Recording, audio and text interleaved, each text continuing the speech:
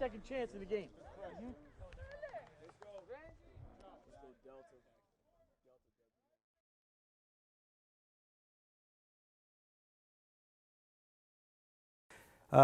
Donald Herman, retired coach from Martha's Vineyard. Over my 31 years of being a head coach, I have been able to have the good fortune to come up with some things that I feel like are very important and have been very good for me and our program. I'd like to share those with you today. My top 10 ideas. If the picture here, one of my players, his name is Jason Dyer. That's his official name, but that's not what I call him. He was a 3-year starter for me. His sophomore, junior, and senior from 90 through 92. We won 2 Super Bowls together. But his father approached me one day after practice or after game and asked me when his son's name changed. I said, "What are you talking about?" I said, "His name is Dammit Dyer." And to give you what happens is, as Jason, as my quarterback for 3 years, very good player, but was prone to make some mistakes from time to time. So as a head coach, I'm in charge of quarterbacks. I'm always yelling, "Dammit Dyer, what are you doing?" So over the period of time, that became his new name.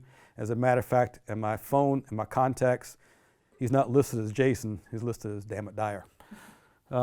But here's some of the things I'd like to talk about today. How we developed our play calling system, college games, dinners, conditioning circuit. I am very big on conditioning. I think it is so crucial to your program to have your kids conditioned properly.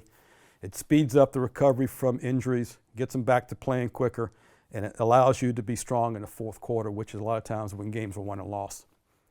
Some traditional things we have here, the Purple Pride Club, our Touchdown Club, terminology, and one of the most emotional and impactful things we do is our final practice. We basically use 2 play calling methods.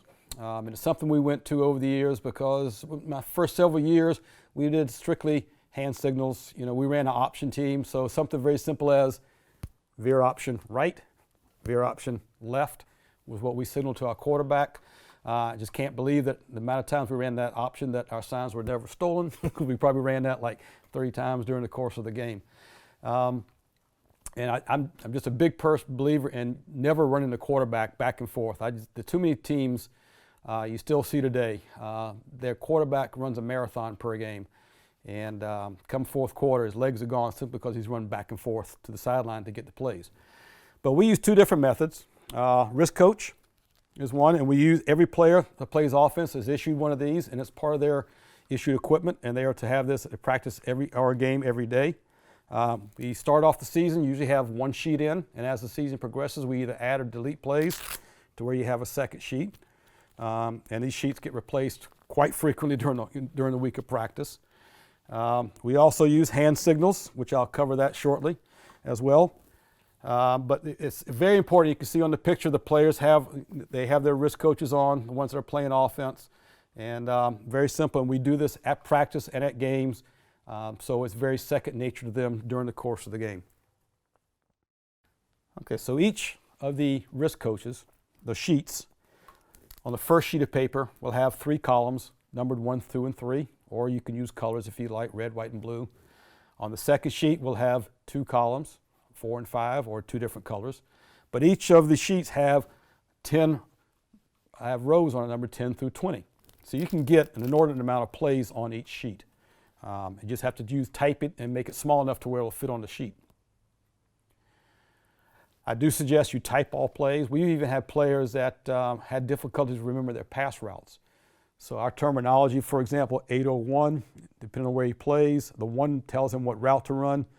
If he's supposed to run an out, so we'd put 801 and write the word out on the same line for that person to be able to see it. I think it's important that the plays that you run more frequently, that you have more than 1 set of numbers and codes for it, that you can repeat that more frequently so that teams don't pick up on them.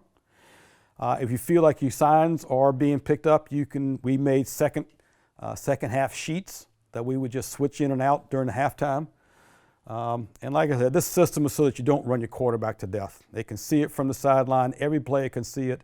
He can stand 50 yards away from it. He can be 10 yards away from it. He can see this, and everybody can see it. But I do say it's very important, and that's why it's in bold. when you wash these, you take the sheets out before you wash it, because if you don't, the lettering will bleed onto the plastic, and it will be a little difficult when you put new sheets in. Those are sample sheets that we've used. Like I've said, you have columns 1, 2, 3, rows 10 through 20, and then 4, 5, 10 through 20. And these are the plays that are written in, and you have to shorten up the ways that you say your plays, at least on the wrist coach, so the players can communicate with what's going on. And that's what it looks like on their wrist. Very simple, very easy. The top one is this example of a player did not take the sheet out before he washed it. And so you can see how it's a little black in there, maybe a little bit difficult to watch. This is one of the older wrist coaches we have.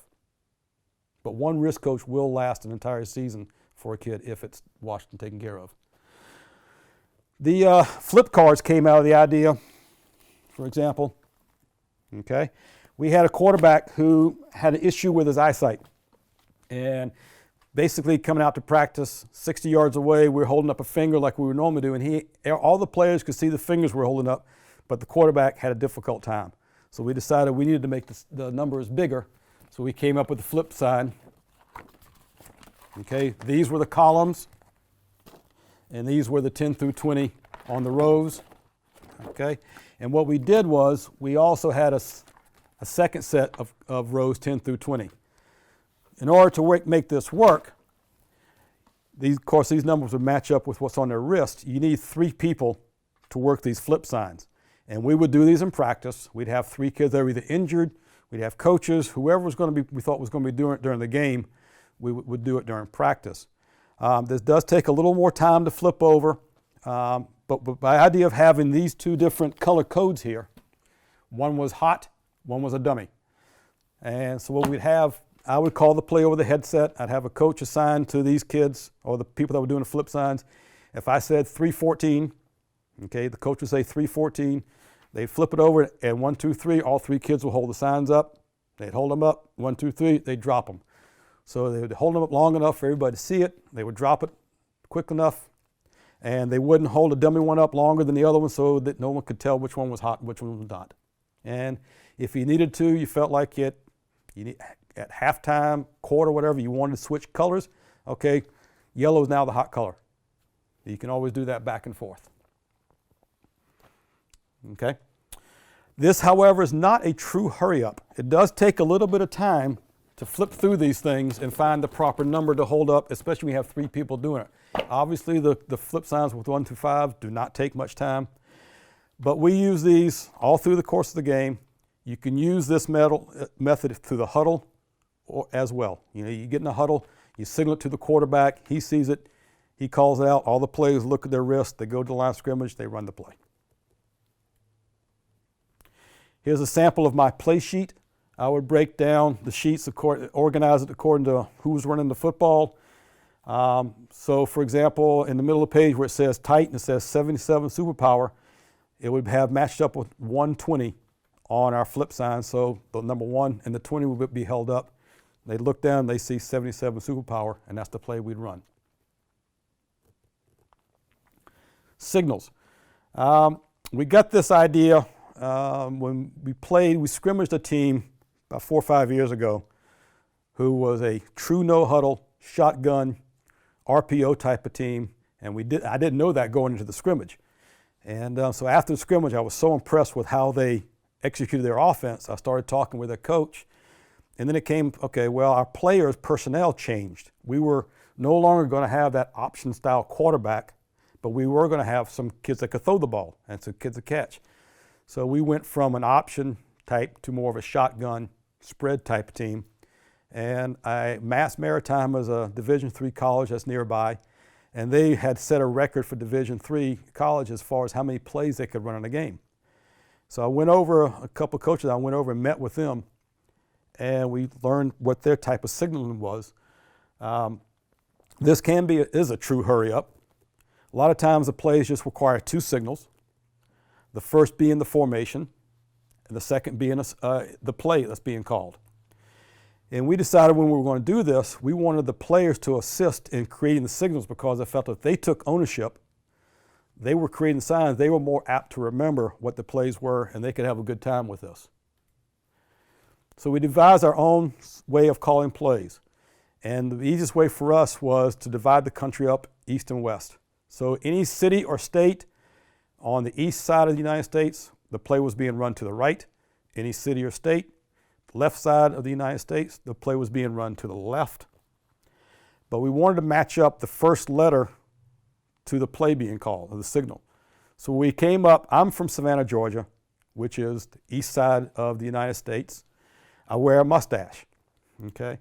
So it's very simple. Our stretch play, Savannah, okay, has an S in it. If from Savannah was to the right, so is our stretch play to the left. Seattle, being a city in the left, it starts with an S, which matches up with a stretch. So Seattle was the play being run to the left. The way those signals got sent in was basically this Roger that. That was our formation, which is our pro-right formation. Lucille Ball has curly hair, so the coach would just do this for curly hair. But it would be Roger, Savannah. The coach would put a finger over his mustache, resembling me, and that's it, Roger, Savannah. And that's all there was to it as far as signaling that specific play. And with the run-pass options, this converted into 3 plays, according to what the quarterback wanted to do. So how we would work this is, the only person that would yell the formation, we signal this in. I'd have a coach assigned to doing the signals. He held up the formation. The quarterback would yell the formation. And then everybody, while they're going to the formation, would look over and see the signal being called. No communication. No one would yell out Savannah. Everybody just knew what the formation, what the play meant. Okay? So now you're at the line of scrimmage, and everything's been set. Once all the players were set, the quarterback would simply pick up his right foot. The right guard was looking. Once the right guard saw the quarterback pick up his foot, he would simply tap the center. The center would then yell out the snap count. So everybody could hear the line, everybody could hear the signal, hear the snap count. Outside receivers were looking inside the football. Once they saw the ball move, they moved. It was a coordinated effort. The only problem you have to make sure is knowing who's on the in line, who's supposed to be on the end man on the line of scrimmage, so that you don't have any pre-snap penalties. It allows you to use the same formation over and over again, because run-pass options, you can run several plays out of the same formation. You don't have to worry about flipping people back and forth. We did give the running back, who was back with the quarterback, the option of lining up wherever he wanted to start off with, but he would have to shift to be in the proper formation before the ball was being snapped. And the quarterback, of course, with motion, would have to make sure everybody was set, the motion was being run before he'd lift his foot up, so that everything would be penalty-free. When it came down to our victory or slowdown, this is one of my pet peeves I watch on TV. I cannot get over the amount of college and even professional coaches that mess this up. It's a simple method of when you're trying to run the clock out, last 2 minutes, whatever, half, game, whatever you want to do. I can't believe high school coaches, me in particular, are better at this than some of the other coaches I've seen get paid a lot more money. And they have the game clock in front of them for the quarterbacks to run, to look at. As a picture here, I would simply hold a hand up. Okay? In our league, in our state, we play NCAA, the back judge, when his hand goes up, that means you have 10 seconds to snap the ball before a delay game penalty. So I'm watching the back judge. I have my stopwatch on. When I see his hand go up, I look down, I start my stopwatch, and with 4 seconds left to go, I drop my hand, we snap the ball, and either run the play or take a knee. Very simple, very effective. The quarterback gets everybody up to the line of scrimmage. They're in position. He's looking at the back judge. As soon as he sees the back judge's hand goes down, the quarterback turns his eyes to me. I've got my hand. I drop it, set, ready to go, take a knee, run the clock down. Very simple, very effective, but I cannot get over how often it gets messed up. Another thing we did years ago was our secondary communication. You know, when you come out with your secondary, whether it be man-to-man coverage, 2 deep, 3 deep, invert, you know, sky cloud coverage type thing, you want to be able to communicate this with your players. And then when you throw motion in, okay, well, what do we do with motion? How do we handle motion? I learned years ago when I was an assistant coach in Savannah, we went to University of Georgia spring football practices. And I was paying attention to the secondary, And I heard them yelling every play. They were yelling out 2 numbers, 23, 31. I'm like, what the heck are they doing? So I was talking to their secondary coach, and they said the first number they call is the coverage they're going to use. The second number is what they use if they see motion. So all the guesswork then gets taken out of it. So if we called 32, that means if there was no motion, we were going to run cover 3. If we saw motion, we were going to automatically, everyone knew, okay, we go into cover 2 with the motion. And of course, during the course of the week, you game plan all this and you can make some changes. But we also noticed that a couple games during the season, we would play in some very loud places. So for my safety, who was our quarterback for our secondary, for him to call out 31 with the noise could sometimes lead to miscommunication. So we also came up with hand signals to basically start at the top of the body, working our way down, and you can do it the kind of way you want. But hand signals, so we were also signaling to make 2 hand signals, which would match up with the numbers we wanted to be called. So that really cut down on the confusion and the problems when you secondary coverages. Another thing we started to do, which I really think the kids enjoyed, the coaches did too, but I think the kids enjoyed, we started giving the kids a college game experience. When I was in high school as a player, our games were on Friday night. A lot of times after our games, the University of Georgia would be playing Saturday afternoons, load up the car, drive the 3 or 4 hours to Athens, Georgia, spend the night on the railroad tracks, which you can't do anymore, and we'd watch a game for free at the University of Georgia because the tracks were free, which was a great experience, had a good time, enjoyed seeing some of my former teammates from the high school I played with play in those games, and Georgia's a good football playing school, as you well know. So I wanted to bring that to our kids, and some of the home teams we saw play, UMass, UConn, Boston College, Brown, URI, Bridgewater State University. And there were some of these teams we saw play more than once. We just go back to them, and a lot of times we either got free or discounted tickets, but my touchdown club would take care of that with the transportation. So it basically would cost the kids $0 to go to. And the picture here is of us going to a UMass game in which one of our former players, our alumni, was playing in a Randall Jet, was a starting cornerback at UMass. And UMass plays a lot of their games, at least they did before the field got developed. They were playing a lot of the games at Gillette Stadium, which of course is the home field for the New England Patriots. So not only did our kids get a chance to see a Division I college game, they got a chance to see one of their very own play, but they also got a chance to be in an NFL stadium, which is a great environment, great situation for them. Lineman dinners, I think anytime your players can eat together, they bond, and when you make a tight bond, you make a tight chemistry, and things always improve from that point on.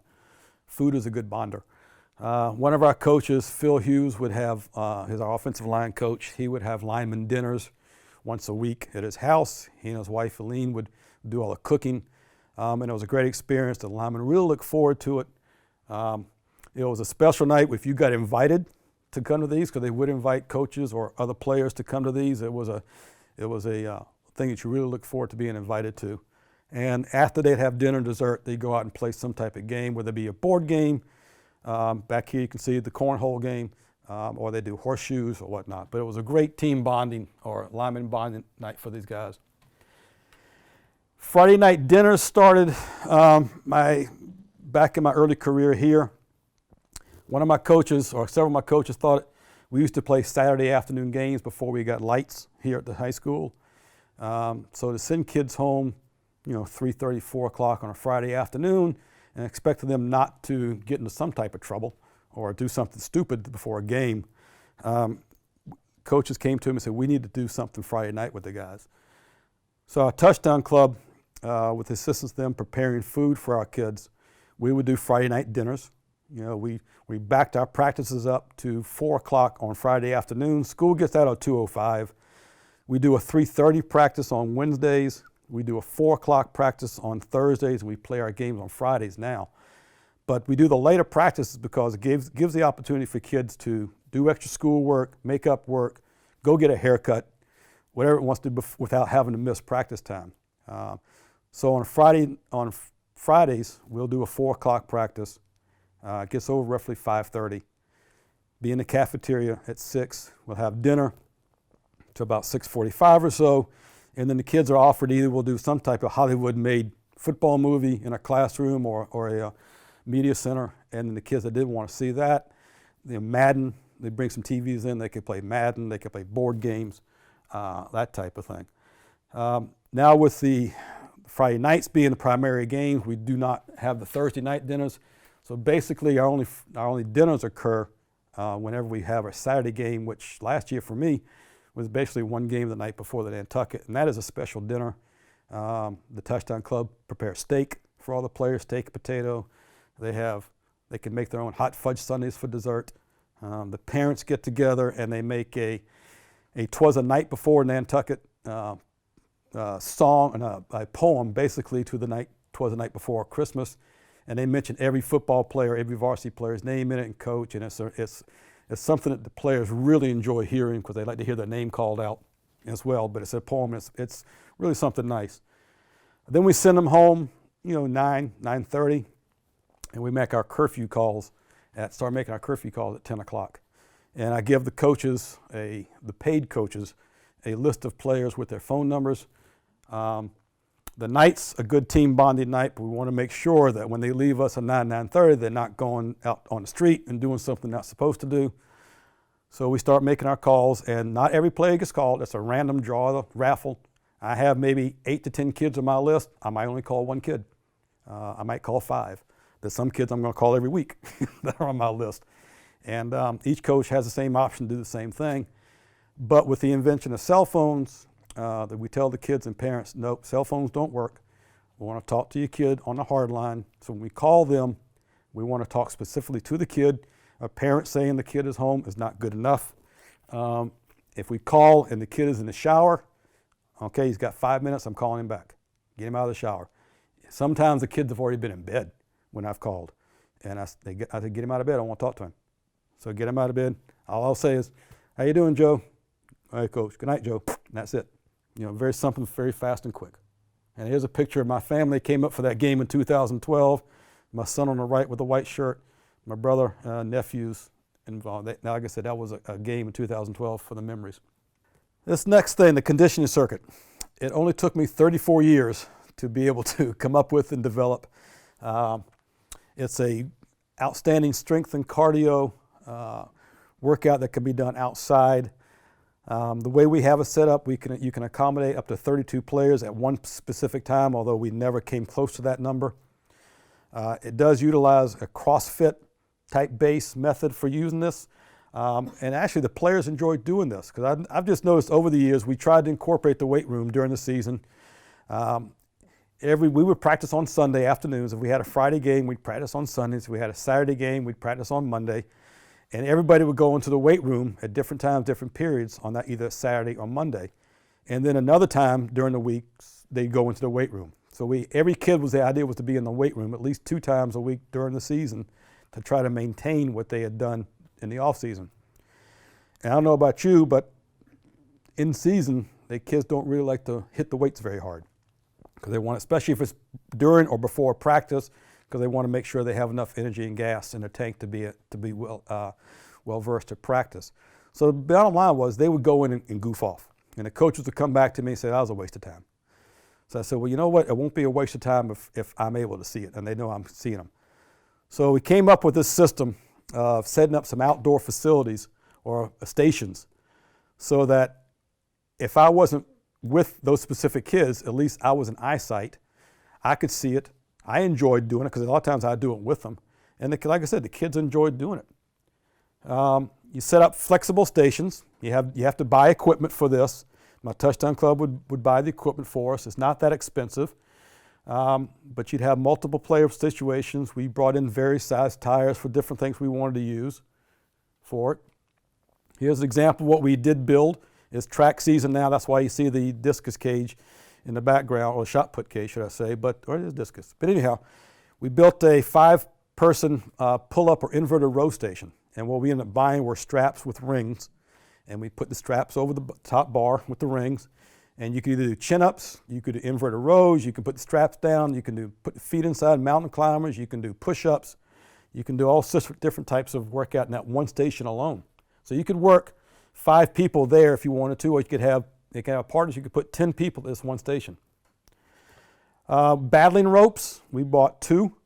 And what we had 2 of them outside, and the routine you can do, double arm slam, single arms, burpees, jumping jacks, but it's an extra weight of resistance for you to use for a good station.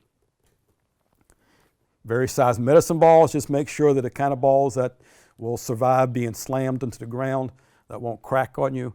But here's some different things that you can do with the medicine balls as well. Slam them. You can do a squat throw. You can we use squat down, throw the ball over your head, behind you. You can put the ball on the ground, put your hands on the medicine ball, do close grip push-ups, different things. You can be very imaginable.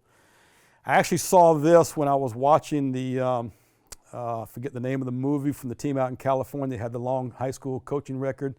But I saw this training method they used. So we drilled holes in regular car tires, secured the rope in there, and you throw that rope around your waist and you can run that behind you. You can do walking lunges.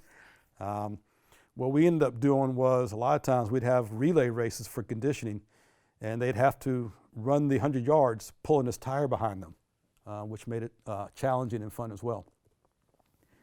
And these are just some of the various size tires that you can use for flipping, jumping on top of, in and out of. We brought sledgehammers to work on sledgehammers for core work as well. These are defensive tires we have set up. We work primarily with defense, but you can put your feet on top of them and you can use it for decline push-ups. It's a great station, or elevated push-ups depending on the strength of your kids. I've said several times conditioning is so critical, and it's a really big thing of mine. We're a small school.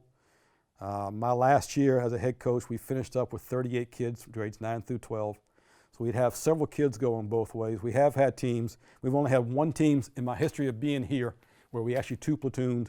We had 85 kids in the program back in 2001.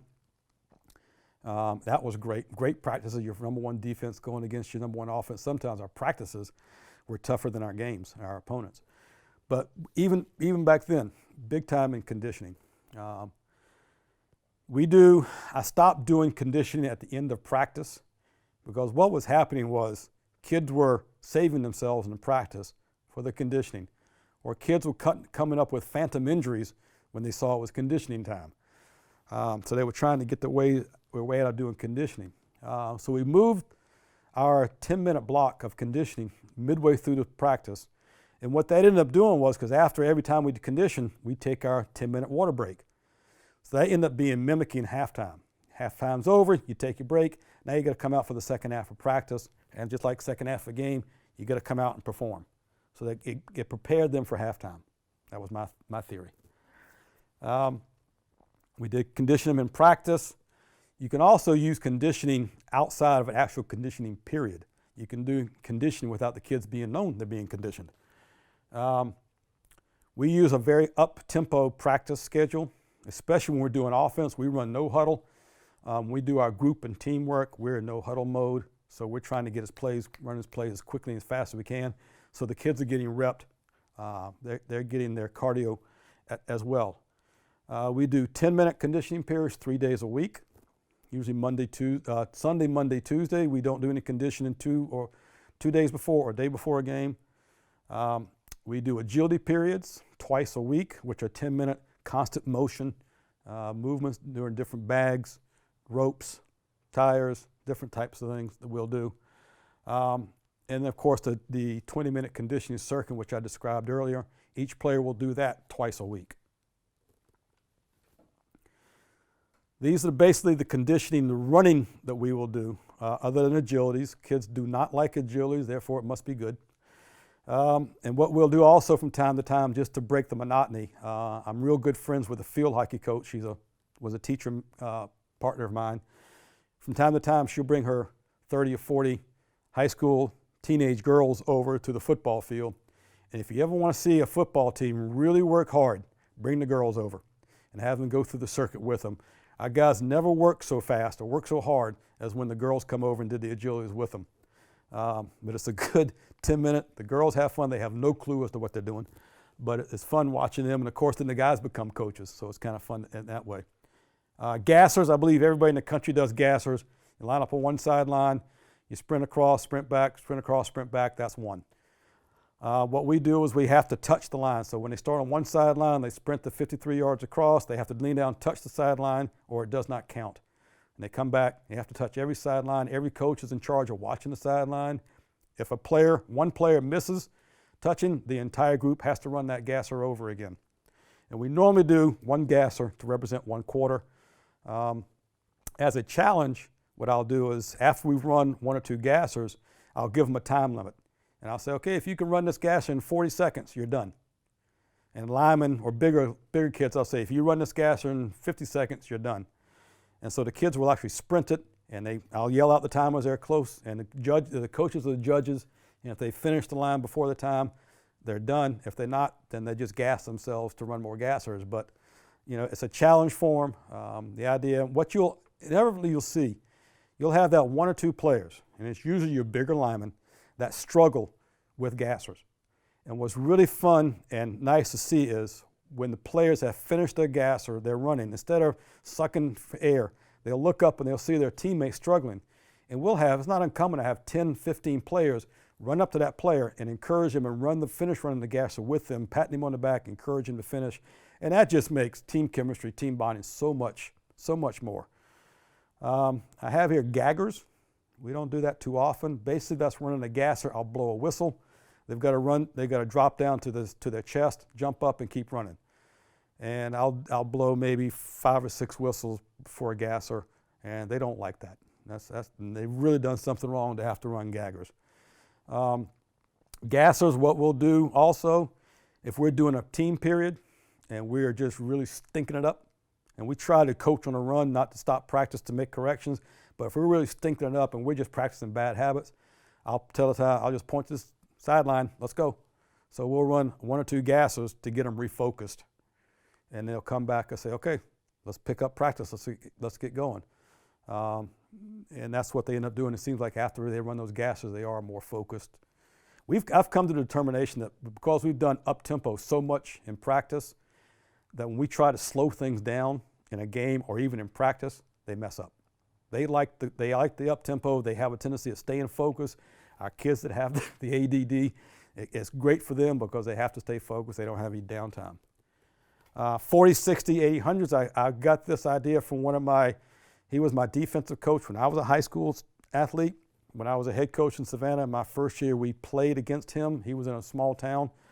And I noticed his kids, one of his players actually picked up a fumble and ran it back 96 yards. And I was talking to him about the condition of his team. I was impressed. And he told me this is what they do. So basically, you line the kids up on one goal line. Here's a picture of the kids doing it. I'll have the receivers and backs in one group and the linemen in a different group, and a center and a quarterback. And the quarterback will give out the cadence on one end. And if anybody jumps before the snap count, after they run their 40 yards, they got to jump down and give 10 push-ups. On the other, when they've gone their 40 yards, they turn around. Now I've got a coach with a football mimicking a defensive snap count. So now they got to go from listening to a snap count to watching the football. So they're getting offensive takeoff on one side, they're getting defensive ball movement on the other. And once again, if a kid moves, a penalty, when they finish the run, the whole group does 10 push-ups. But they're going 60, 40-yard dashes. They're going to run 40, 60-yard dashes, 2 80-yard dashes, and 1 100 dash as a team. And then teensy 10s or terrible 20s. We do the teensy 10s if a team played hard, but we still lost. If they played hard, we'll do the 10s. If we lost and didn't play well, we'll do what's called the terrible 20s. Split the team up into 2 groups. I'll have at one goal line, you'll have half the team. They'll do 20 push-ups in cadence with a coach giving them a cadence. They'll run the 100 yards. When they get to the other end, they'll drop down and do 19 sit-ups in cadence. They'll get up, run the 100 yards, do 18 push-ups, 17 sit-ups, 16, 15, all the way down to 0. One end, so if you're doing the push-ups on one side, the other goal line starts off with sit-ups. They'll do 20 sit-ups, run down. They'll do 19 push-ups, run back, 18 sit-ups, 17. So each group is doing sprinting 20, 100 yards, but they're doing their countdown from 20 in sit-ups and push-ups. Sometimes we'll do it in full pads. Sometimes kids will do it carrying rocks in their bags if they really screwed up to give a little extra resistance. One of the best things I did here, the Purple Pride Club. Our school colors are purple and white.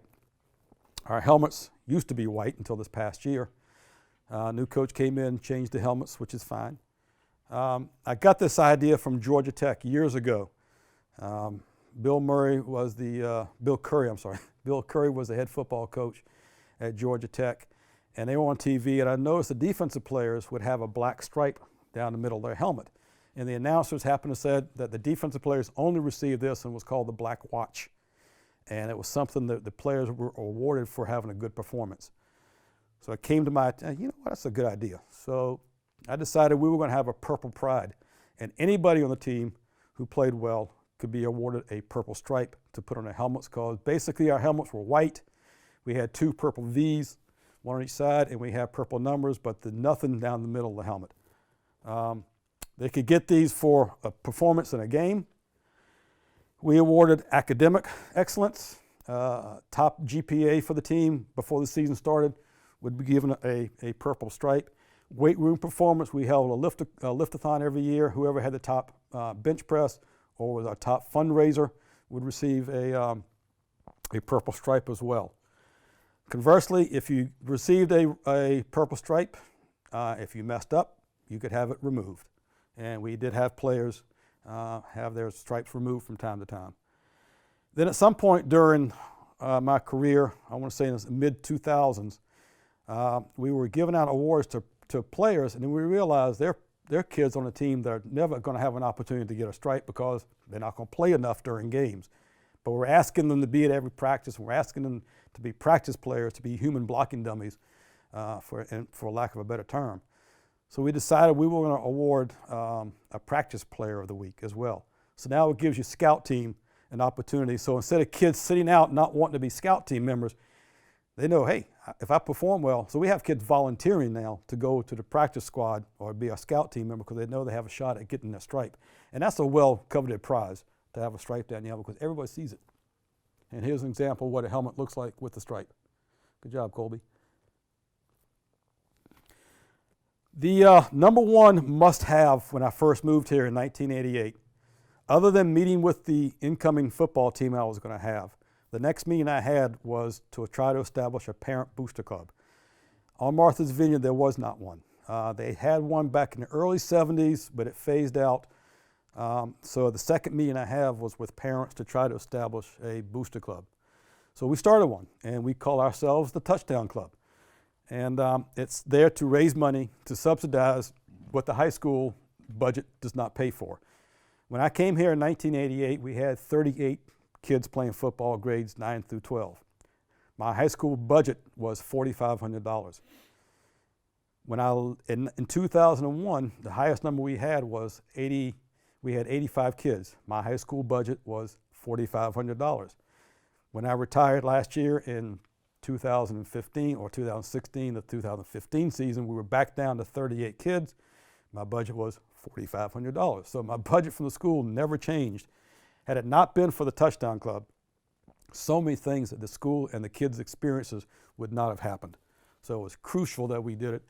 I was very fortunate to have some very reliable and long-time people involved in the Touchdown Club. Our past president, Jack Law, and Secretary Denise Lambeau started in the club in 1994, and even after the kids left the program, they stayed on. So that continuity throughout the club was really big. So we established a constitution, bylaws.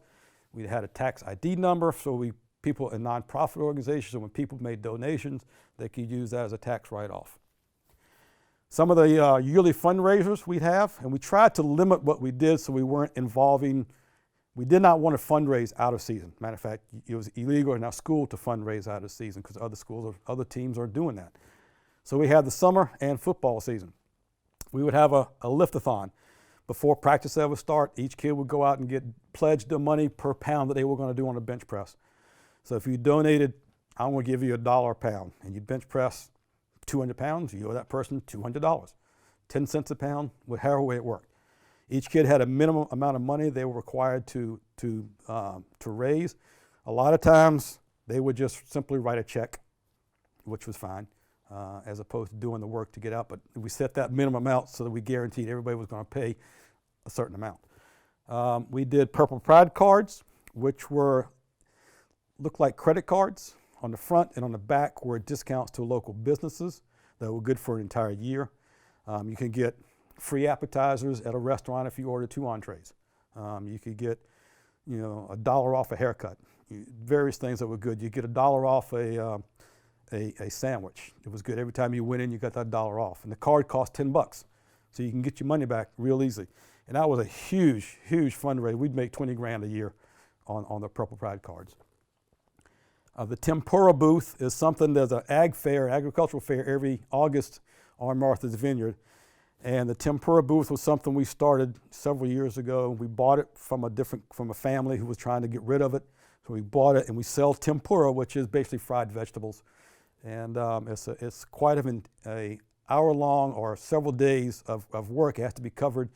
You have to have a shift of work of people. You have to have certified food handlers there. And the prep work is time-consuming, but you can make some very good money. Off of that, we'd make anywhere from $8,000 to $10,000 in 4 or 5 days doing that. Our Touchdown Club would have an annual auction during the season. People would ask to go out and get items donated so we could have an auction. There would be a dinner, dessert. There'd be a silent auction as well as a regular auction. And you can make we've made anywhere up to $25,000 in one night at one of these auctions, depending on what the items you have. One year we had a Peyton Manning signed autographed Denver Bronco helmet, even though it was Peyton Manning, even though it was Denver Broncos and we're New England fans, the helmet alone went for $5,000. We've had heater furnaces that have gone for $10,000 each, have been donated. That includes the installation. So the community has really responded when it comes time to the auction. There are a lot of people that think the football program is the richest program because of our home games. We have a good crowd at home games, and they think we make all the money at all the home games. We don't make anything, basically. The Touchdown Club does not see any gate receipt money. The Touchdown Club does not see any concession stand money. The gate receipt goes to the school. The concession stand goes to the junior class to offset their junior prom each year. The Touchdown Club, the only money they make at the games is in their Touchdown Club booth, by selling, memorabilia or spirit items. They'll sell T-shirts, hats, sweatshirts, popcorn when the item is not being sold at the concession stand. So there's a big false on the island that the Touchdown Club makes all this money at home games when actually we don't make anything. And every other year we charter a Steamship Authority boat when we go to play on Nantucket, and the school pays to pay for the football team because we have to travel. You have to get there somehow. So the Touchdown Club gets the transportation fee for that. But each player, it's $15 or $25 round trip, depending if you're a student, senior, or a regular adult. But that's how we get fans to and from the game. And here's a picture of us coming off victorious on Nantucket, coming off that big crowd waiting to hear us back, coming off from, like I said, beating Nantucket on Steamship Authority. Some of the expenses that we go through, we'll raise, roughly sometimes $50,000, $60,000 or plus more dollars per year. Extra equipment and uniforms for the team. The school really doesn't have the budget to pay for uniforms that get damaged type thing. Like I said, whenever we've won a Super Bowl, we've fortunate to win 5 Super Bowls. So each team was given their own ring and coaches. Letter jackets. The school doesn't provide money for letterman jackets. You have to earn the jackets to get it here. We have a policy in place with the high school. The head coach basically makes the determination who receives the letter jackets. But those things cost anywhere from $300 to $350 each nowadays. We also give 5 $1,000 college scholarships, 1 for a cheerleader and 4 to a football player, because the cheerleaders are, as well as the junior high football, are encompassed in the umbrella of the Touchdown Club. And it's not a form you have to fill out. It's simply a luck of the draw. We put X amount of pieces of paper. Every year you play football, you get a piece of paper with your name on it. If you play all 4 years, you get an extra piece of paper. And then the head coach is given 4 slips. He can put anybody's name in there. So we put all the pieces of paper with names in there into a hat, pull them out. The first 4 names are the recipients. We draw a couple alternatives.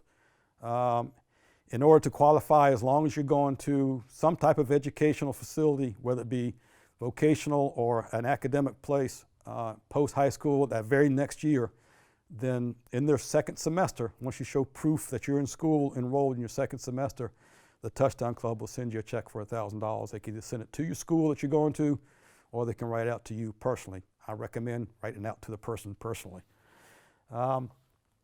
The scoreboard and lights we have at the high school, we're taking care of primarily. The scoreboard in particular, $5,000 thing that every sport team that uses a scoreboard enjoys. Lights we didn't pay for, but we did assist in putting them in back in 1999, and we of course covered any monies needed in excess of what the actual was donated. We have a Touchdown Club booth that was paid for it was built by community people on the island, tradespeople. Money was paid for through the Touchdown Club. Bleachers, in the past we've had to replace our bleachers over the years, so the Touchdown Club has done their share of replacing bleachers. Practice and game field equipment. I like toys. I like having different things at practice to use, and whether it be sleds. I'm not a huge sled guy, but we have our sleds, mainly shields now, because the amount of contact you can have in practice has cut back tremendously for safety purposes. So the more shields and that sort of stuff you can use. Big on team meals. The Touchdown Club pays for its coaching staff to go to coaches clinics. We give gifts to volunteer coaches at the end of the year banquet. They pay for the end of the year banquet to any type of award presented to the kids. Every kid walks away at that banquet with something, whether it be a t-shirt, seniors get sweatshirts, some type of award recognition. And we remodeled our weight room several years ago, and the Touchdown Club paid for the equipment that goes into the weight room. And this is a picture of the Touchdown Club booth right outside the football field in one end zone. It also doubles as the window on the right is the ticket booth as you walk into the field. That's where you buy your ticket for the game, and then you walk by the double windows on the other side where the Touchdown Club booth sets up to sell all their memorabilia.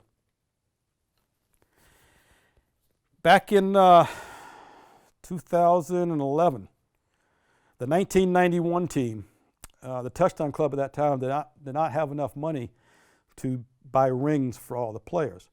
They bought them, little jackets instead. Now, back in 2011, Bill Belcher, who you see with the black jacket on in the front, came up with the idea that because the Touchdown Club had the money, we were then going to buy the first championship team their rings. And this is the night before our Nantucket game in the cafeteria. With a lot of the seniors, not everyone could come back. Some came as far away as Utah, some from Florida, where they're living now. But this is a picture that was taken with the team being presented with their 1991 Super Bowl championship rings for that year. Minus Big Ian, his mother, Joanne, is in the picture.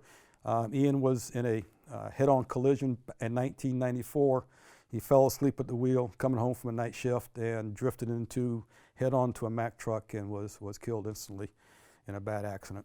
But Ian himself was roughly 6'5", 315 pounds, therefore Big Ian. His mother's there to receive his ring. The idea of calling plays, I've gone through those methods numerous times, different types of methods over the years. The first number tells the fullback, different numbering systems, play calling. So, but one year where we were trying to change schemes. For years, we were strictly an option football team, and it was very simple. Then we were going to have, there was going to be a couple of years where we were going to have really good tailbacks. So we wanted to go more I. And so we came up with a 3-play method: a run, a play action, and a screen. So all the plays looked together, and they were called in sequence, so the defense one play could look like 3 different plays. Then in 2003, because of our personnel that we were going to have, and I really believe in It's so important to match what you do to your personnel. Too many people try to force their personnel into a certain cookie cutter, and they can't figure out why they can't be successful. Well, if you're trying to run the option and you got a kid that can't run the option, you're not going to be successful running the option. If you're trying to run an I offense and you have a weak offensive line and you don't have a very good tailback, you're not going to have success running the I offense. So match what your schemes to your personnel. That may change from year to year, but your terminology and play calling can be consistent from year to year. And back in 2003, I knew we were going to have a very physical football team, for us, very big, very physical football team. And our quarterback at the time, a kid named Hans, was injury prone. And we were coming off an option team. We were an option team for years, but I knew that I had to have plan B, because it was, at some point in time, it was inevitable, Hans was going to get hurt. So I had to have, I knew I was not going to have a good backup option quarterback. So I studied Hugh Wyatt's double wing offense, and I really liked the way he termed and called his plays. It's very simple. It's very simple. And I feel like it's so important that your offensive terminology, or defensive, your terminology period, is so that your slowest minded player can understand. If you're talking whatever you're saying and you've got three people looking, what the heck is he talking about? You know, things have to be automatic. So you've got to do your terminology where anybody can understand it. For example, in his system, we number our system. Even numbers are run to the right, odd numbers are run to the left. Generic, most people do that, the number line. But what we picked up from Hugh Wyatt is, if you use one number, that tells the fullback that he's getting the football. So and what type of block is being used. So for example, two wedge, the fullback's hitting the ball, he's running to the two hole with wedge blocking. Pretty simple, okay? If you use two numbers in the system, the first number will tell the fullback where he's going. The second number indicates who's getting the football. So for example, 88 superpower, first number 8 tells the fullback he's going to the 8 hole. He's not getting the ball because there are two numbers in the play. The left wing back is the farthest back from the 8 hole, so that tells him he's getting the football and he's running to the 8 hole, and we're using superpower blocking. So that's with two numbers. Three numbers means it's a pass play, okay? The first of the three numbers will tell you what type of blocking you're going to use. The third number gives the routes. We have complementary routes set off of our numbering scale. For example, 808. Our sprint out passing attack is 800 to the right, 900 series to the left. So if it's 808, 801, then it's going to be 800, which is our sprint out passing blocking to the right. Our one route is our combination route. So the receivers on the right know what routes they're running. The receivers on the left, they know if it's a sprint out, they know away from them, they know what routes they're supposed to run. Another example would be 908. 900 is sprint out to the left. It's three numbers. It's going to be a pass, sprint out to the left, sprint blocking, and 8 routes being run. The receivers on the left are going to run their complementary 8 routes. The backside receivers have backside routes to run. These are examples that I give the kids out of a playbook. This is the 88 superpower. You can see with the dark colored circle, the back farthest away from the 8 hole, he's getting the ball. The fullback's going to the right, the 8 hole, with superpower blocking. 3 examples against 3 different defenses.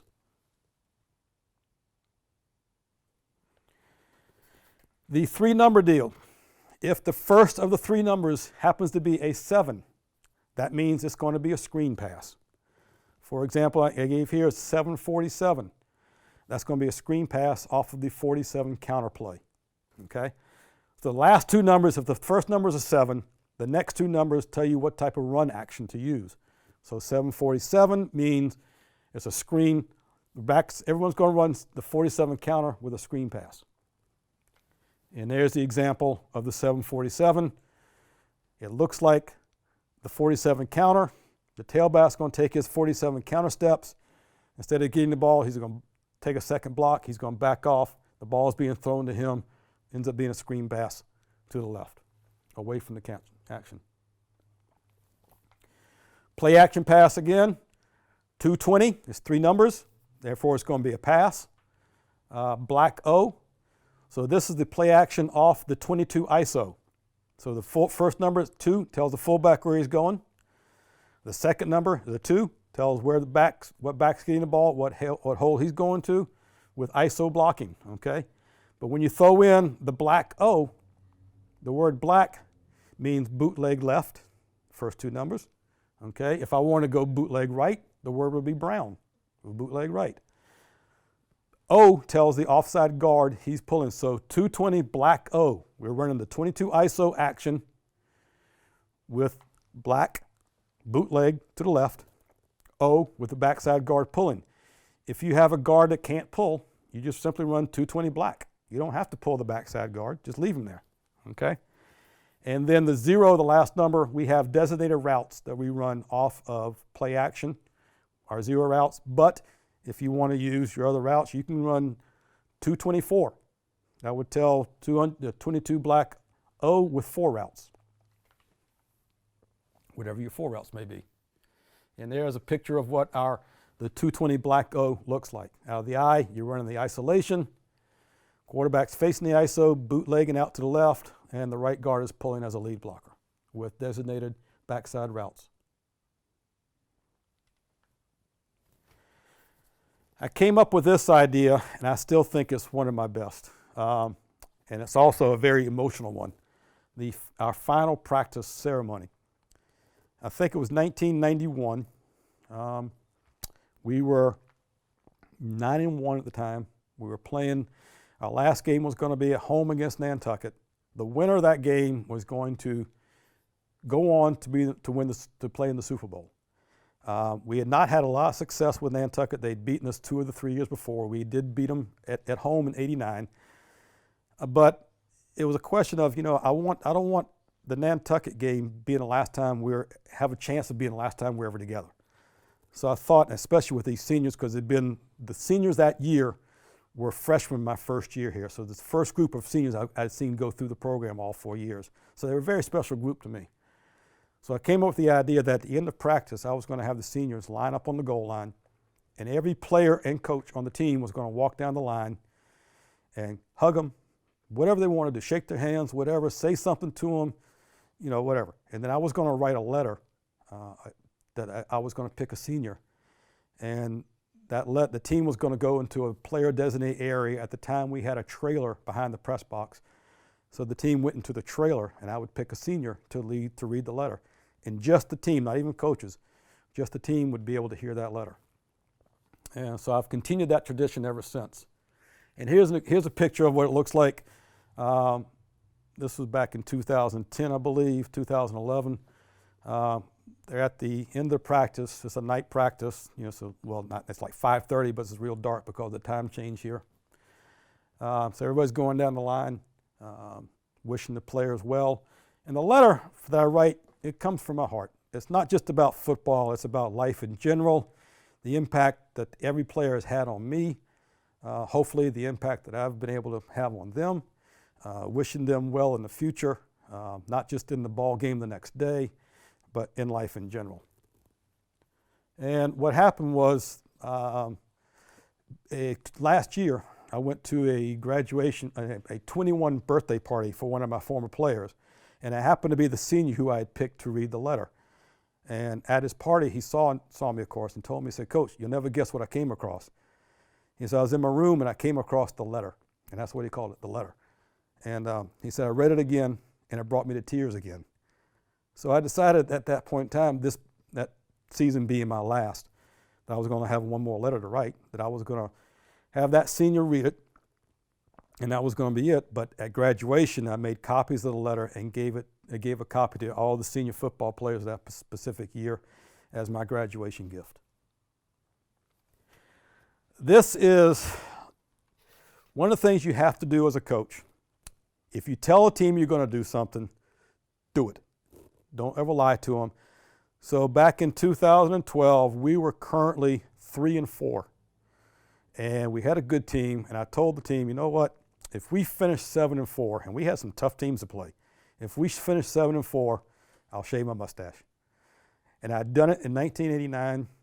I did it in 2003. I told the team at the time, if we win the Super Bowl, I'll shave my mustache. So this was an opportunity for the third time for this to happen. And it did. It was our come from behind, real big come from behind win at home on Nantucket.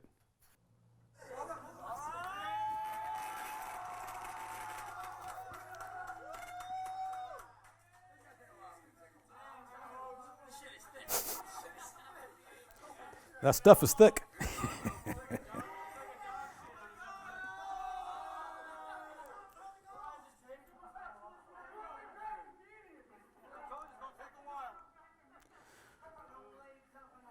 I was prepared to shave, but I thought the razor was going to be a little bit more effective.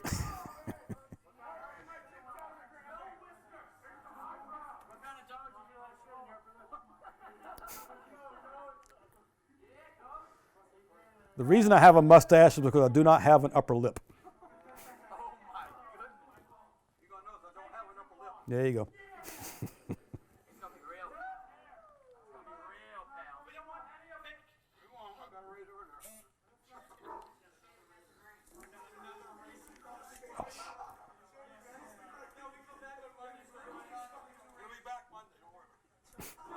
Damn it.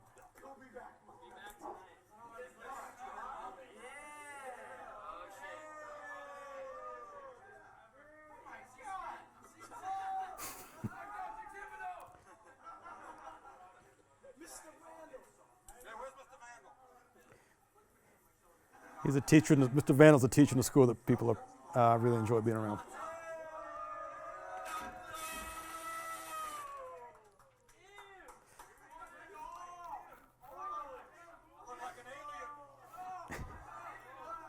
My kids were old enough now, when I walked in the house, they didn't cry.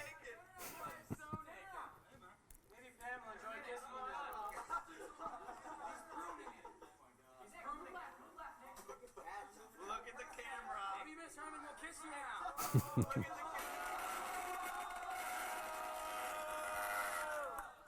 Yeah. Gorgeous.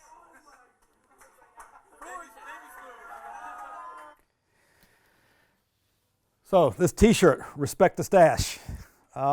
This was designed, it's amazing what just a little ink on a T-shirt can resemble a person. This was designed by one of my former players who used to run the MV Touchdown Club website, mvfootball.com. But this was put out a couple years ago to sell, and I thought it was appropriate to put this in after the shaving. Once again, it's been my honor to talk with you today. Donald Herman. You can reach me at hermanmv@comcast.net or at 774-563-8944. Thank you.